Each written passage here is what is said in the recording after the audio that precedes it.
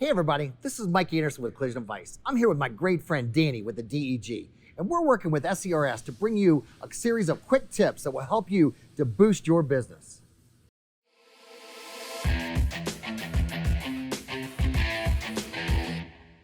Hey everybody, this is Mike Anderson and Danny from the DEG.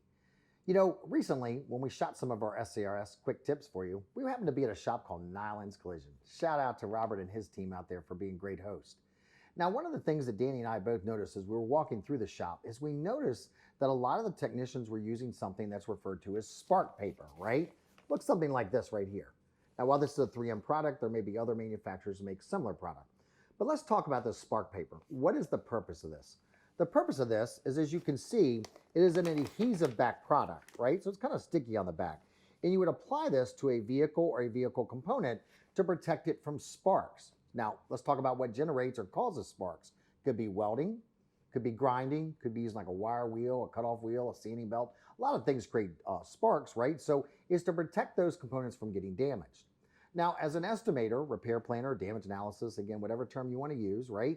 What are the considerations we need to think about when writing an accurate, estimate or repair plan? We need to think about, first of all, is how much labor time does it take for the technician to go and get this material, cut off the exact piece and then to apply it on the vehicle and then dispose of it when they're done. So there's the labor time. There's also the material cost, right? Now keep in mind, when it comes to labor times, one of the things we want to think about is how long does it take the average technician to gather up their tools, equipment, and supplies and perform the task in a safe and proper manner and then put all their tools and equipment back and clean up their work area. Now, according to one of the gentlemen that I know that works for one of the estimating companies, he told me that an average technician is someone with 5 to 7 years of experience. And then in regards to the material costs, meaning, a piece of spark paper, you can generally, most of your companies that provide this material have some type of invoicing product that you can utilize to bill for it. Now again, you want to make sure you bill by the dimensions based on what you're using based on square footage.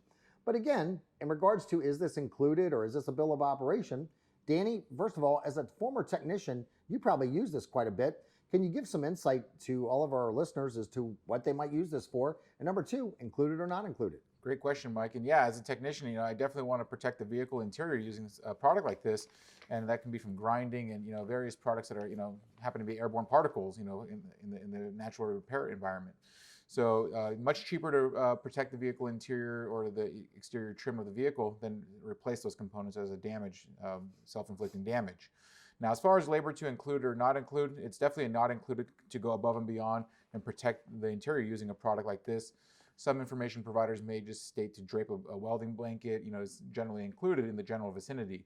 But we all know that a lot of this dirt, contaminants, and sparks, travel much further, and protecting other areas of the vehicle are not included, as well as the material costs being not included.